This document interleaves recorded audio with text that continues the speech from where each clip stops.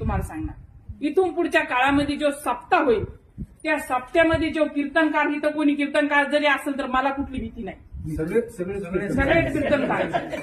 म्हणून कीर्तनकाराला आपण अभंग सांगायचा, तू ह्या अभंगार कीर्तन कर. 35,000 रुपये पाकिटामुळे 5,000साठी जर कीर्तनकार म्हणत असेल, 5,000 मला कमी आले, माझे 5,000 द्या, याच्यासाठी जर पाकिट जर कीर्तनकार बाहेर जाऊन उघडून जर बघत असतील तर मग त्याने आपण सांगितलेल्या अभंगावरच कीर्तन केलं पाहिजे.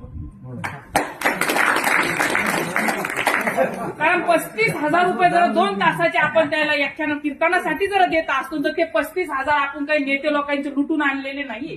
सगळ्या गावातल्या कष्टकरी लोकांचे 10-10, 20-20 रुपये वर्गणी करून गोळा केलेले आहेत. ते पैसे आपण योग्य वाटायला लागले पाहिजे म्हणून आपण त्यांना अभंग सांगितला पाहिजे. आणि ज्या महाराजाला ते अभंग येत नसेल तर त्याला म्हणायचं तुझं बिस्तार गुंडाळ आणि शेतात कामाला. त्या कीर्तन करतो त्या महाराजाच्या 4 ना 5च अभंग पाठ हे त्याच्यावरच कीर्तन चालू आहे.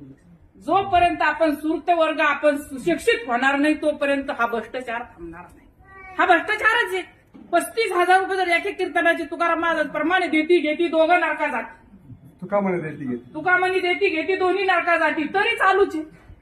आजकालच्या कामामध्ये परमार्थ माघारा झालाय, बोलू नये.